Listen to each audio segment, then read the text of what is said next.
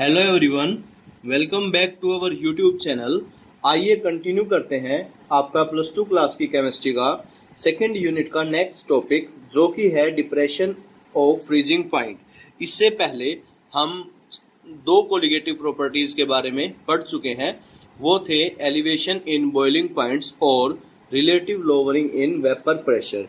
तो आज जो है हम दो और को बची हुई कोलिगेटिव प्रॉपर्टीज को स्टडी करेंगे। सबसे पहले हम डिस्कस करेंगे अब डिप्रेशन ऑफ फ्रीजिंग पॉइंट। ठीक है, तो सबसे पहले हम बात करते हैं फ्रीजिंग पॉइंट की। तो फ्रीजिंग पॉइंट क्या है? ठीक है, फ्रीजिंग पॉइंट वो टेम्परेचर है किसी भी लिक्विड के लिए जिस टेम्परेचर के ऊपर वो सब्सटेंस जो है वो क्या हो जाता है, फ्रीज हो जाता है। ठीक है, या फिर दूसरे शब्दों में हम ये कह सकते हैं कि वेपर प्रेशर ऑफ सॉल्वेंट जो है, ठीक है, या फिर वेपर प्रेशर ऑफ लिक्विड अगर हम बात करें, वो आपका इक्वल होगा वेपर प्रेशर ऑफ सॉलिड के। ठीक है, देखिए जैसे बॉइलिंग पॉइंट के केस में हमने डिफाइन किया था कि वो एक ऐसा टेम्परेचर है जिसके ऊपर वेपर्स का लगने वाला वेपर प्रेशर और एटमॉस्फेरिक प्रेशर जो है दोनों बराबर हो जाते हैं। पर इस बार क्या होगा, हमारा लिक्विड का जो वेपर प्रेशर है और सॉलिड का जो वेपर प्रेशर है वो क्या हो जाएगा, इक्वल हो जाएगा। उससे अगर हम कम टेम्परेचर करेंगे तो वो सब्सटेंस पूरा का पूरा फ्रीज होना शुरू हो जाएगा। ठीक है, तो वो आपका क्या होगा, आपका फ्रीजिंग पॉइंट। ठीक है, तो हमारा आर्टिकल है डिप्रेशन इन फ्रीजिंग पॉइंट। इसका मतलब क्या हुआ कि डिप्रेशन पॉइंट जो है वो क्या हो जाएगा, फ्रीजिंग पॉइंट जो है वो क्या हो जाएगा, कम हो जाएगा। किससे? एक्सपेक्टेड वैल्यू से। देखिए ग्राफ के मीडियम से हम इसको समझते हैं। इस एक्सिस पे हमने ले लिया वेपर प्रेशर। ठीक है, ये है हमारी टेम्परेचर। ठीक है, देखिए यहां ये जो कर्व है ये है आपकी सॉल्वेंट कर्व, जिससे हमें ये पता चला कि अगर हम टेम्परेचर बढ़ाएं तो वेपर प्रेशर बढ़ेगा। अगर हम बात करें सॉल्यूशन की, तो सॉल्यूशन कर्व जो है वो हमेशा सॉल्वेंट कर्व से नीचे आएगी। ठीक है, देखिए किसी भी पर्टिकुलर टेम्परेचर पे, मान लीजिए हम बात करते हैं इस टेम्परेचर की। ठीक है, तो इस टेम्परेचर पे सॉल्वेंट का वेपर प्रेशर सॉल्यूशन के वेपर प्रेशर से ज्यादा होगा। ये हम राउल्ट्स लॉ जो है उसके अंदर स्टडी कर चुके हैं। ठीक है, तो देखिए हम ये जो कर्व मैं लिख देता हूं, ये है आपकी सॉल्यूशन कर्व। ठीक है, ध्यान से देखिए, ऊपर वाली जो कर्व है वो है सॉल्वेंट कर्व, दूसरी वाली जो है सॉल्यूशन कर्व। ठीक है, अब हमें ये पता है कि जैसे जैसे हम टेम्परेचर कम करेंगे तो सॉल्वेंट जो है उसका वेपर प्रेशर एकदम से तेजी से क्या हो जाएगा, कम हो जाएगा। ठीक है, देखिए ये पहले तो इसका स्लोप इतना था, अब एकदम से क्या होगा, तेजी से नीचे आएगा। अदरवाइज एक्सपेक्टेड वैल्यू ये होनी चाहिए। ठीक है, और वो टेम्परेचर जिस पे क्या हो, ये लाइन सॉल्यूशन वाली और ये जो है आपकी क्या हो जाए, कोइंसाइड करे। ठीक है, इंटरसेक्ट करे, वो होगा आपका डिफरेंस। ठीक है, ये वो टेम्परेचर होगा, अगर इस एक्सिस की हम बात करें, ये वो टेम्परेचर होगा जिस पे सॉल्यूशन भी फ्रोजन स्टेट में है और आपका सॉल्वेंट जो है वो भी फ्रोजन स्टेट में है। तो इनका वेपर प्रेशर जो है दोनों का क्या हो जाएगा, इस टेम्परेचर पे इक्वल होगा। ठीक है, ये वो पॉइंट है जिसपे क्या हुआ, वेपर प्रेशर इक्वल हुआ। तो ये जो है आपका हो गया फ्रीजिंग पॉइंट। ये क्या था, ये भी फ्रीजिंग पॉइंट था, किसका, सॉल्यूशन के लिए। तो पहले ये जो डिफरेंस आपका, इसको हम बोलेंगे डेल्टा टी एफ। किससे डिनोट करेंगे इसको, डेल्टा टी एफ। किससे डिनोट करेंगे, फिर से मैं बता रहा हूं, delta T F means depression in freezing point. पहले क्या था, फ्रीजिंग पॉइंट हमारा इतना था, देखिए ये जो लाइन है इतना, सॉरी ये गलत बना दिया था मैंने, यहां से यहां तक। ठीक है, तो ये हो जाएगा आपका टी एफ, मतलब कि freezing point minus T F note. ठीक है, तो ये जो है आपका कहलाएगा डिप्रेशन, सॉरी थोड़ा सा ये नोट यहाँ पे और ये यहाँ पे, कुछ नहीं। पहले फ्रीजिंग पॉइंट इतना था प्योर सॉल्वेंट का, जब हमने सॉल्यूट ऐड कर दिया तो उसका वेपर प्रेशर जो है कम होने की वजह से फ्रीजिंग पॉइंट भी क्या हो गया, ठीक, कम हो गया। ठीक है, तो हम क्या कहेंगे डिप्रेशन इन फ्रीजिंग पॉइंट के बारे में, when a non-volatile solute is added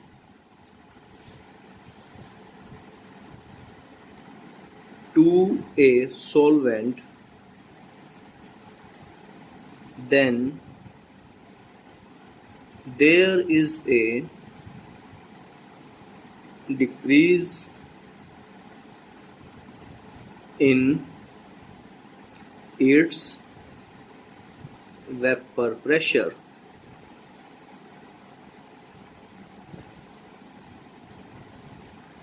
This decrease is known as depression in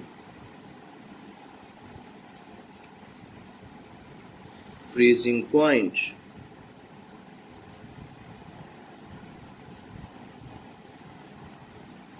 ठीक है, और ये जो डिप्रेशन है इसको हम किससे डिनोट कर रहे हैं? डेल्टा टी एफ से।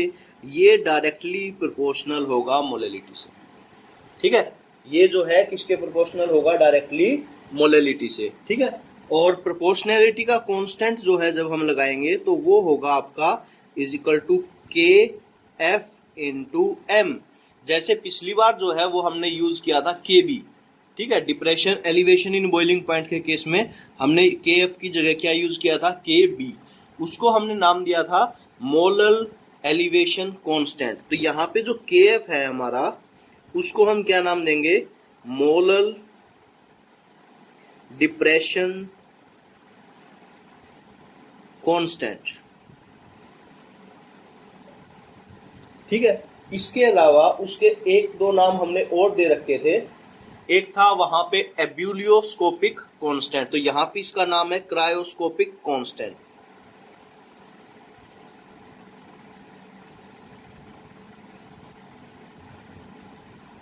ठीक है, तो ये जो है आपका कहलाएगा cryoscopic constant. Molar depression constant कह लीजिए या फिर क्रायोस्कोपिक कांस्टेंट हम इसको कह सकते हैं। इसकी जो यूनिट है वो होंगी केल्विन किलोग्राम पर मोल। ठीक है, क्या यूनिट होंगी इसकी? केल्विन किलोग्राम पर मोल।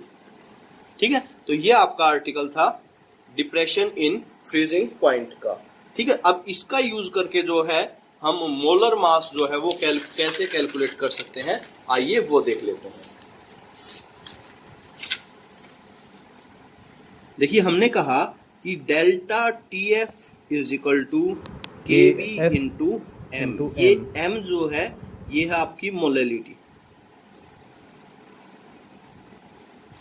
ठीक है, देखिए आपका पूरा का पूरा एक क्वेश्चन जो है वो ऐसे बनता है कि आपसे जो चार कोलिगेटिव प्रॉपर्टीज हैं उनमें से किसी भी एक कोलिगेटिव प्रॉपर्टीज के बारे में पूछ लिया जाएगा कि एक्सप्लेन दिस कोलिगेटिव प्रॉपर्टी। फिर हमसे पूछा जाएगा कि show that it is a colligative property. हमें ये शो करना होगा कि वो एक कोलिगेटिव प्रॉपर्टी है, और कोलिगेटिव प्रॉपर्टी शो करने के लिए हम ये कहेंगे कि वो जो सब्सटेंस है वो डिपेंड करेगा नंबर ऑफ, या वो जो प्रॉपर्टी है वो डिपेंड करेगी नंबर ऑफ मोल्स के ऊपर। ठीक है, अब उसके बाद हमसे क्वेश्चन पूछा जाएगा इसी के अंदर कि how can you calculate molar mass from it. ठीक है, तो अब पहले हम ये शो करेंगे कि ये जो है कोलिगेटिव प्रॉपर्टी है। तो मोलेलिटी जो है उसको हम क्या लिख सकते हैं?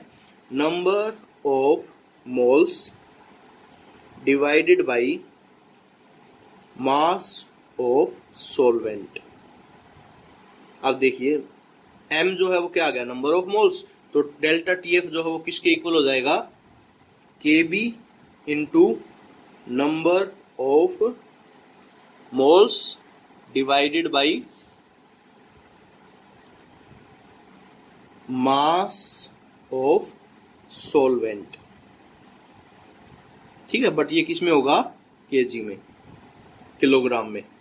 ठीक है, अब देखिए यहां तक तो हमारा हो गया। हमें कैलकुलेट करना है मोलर मास। तो नंबर ऑफ मोल्स कैसे निकालते हैं हम? Given mass divide by molar mass. ठीक है, ये तो आ गया नंबर ऑफ मोल्स की जगह। डिवाइड में क्या रहेगा इसके mass of solvent. Mass of solvent को मैं डिनोट कर लेता हूं W1 से। मान लीजिए W1 ग्राम जो है वो सोलवेंट है हमारा। अब ये ग्राम में है, इसको किलोग्राम में कन्वर्ट करने के लिए इसको 1000 से डिवाइड करना पड़ेगा, ठीक है। तो ये आपका किलोग्राम में हो गया अब, ठीक है। अब इसको रीअरेंज करें तो क्या लिखेंगे, गिवन मास किसका, सोल्यूट का। सोल्यूट के मास को हम डिनोट करते हैं W2 से। इसके डिवाइड में है मोलर मास। मोलर मास को डिनोट करेंगे हम M2 से। वेट है मल्टीप्लाइड बाय W1 और अपॉन के अपॉन में है, ये चला जाएगा सबसे ऊपर हमारा, ठीक है। और इस तरफ क्या है हमारा delta TF, sorry delta TF नहीं, ये था M आपका, ठीक है। अब ये जो वैल्यू है यहां पे हम पुट कर देते हैं। Delta TF is equal to, B लिख दिया था मैंने, sorry, KF multiplied by molality. Molality की जगह हमने क्या लिख लिया, अब ये वाला पार्ट हम क्या लिखेंगे, W2 into 1000 divide by M2 into W1। हमें क्या कैलकुलेट करना है, मोलर मास। तो हम M2 को क्या करेंगे, दूसरी साइड ले जाएंगे। M2 is equal to KF into W2 into 1000 divided by delta TF, depression in freezing point की जो वैल्यू है वो, और उसके साथ हम लिखेंगे W1 मल्टीप्लाइड बाई W1, ठीक है। तो ये आपका आ गया मोलर मास किसका, सोल्यूट का।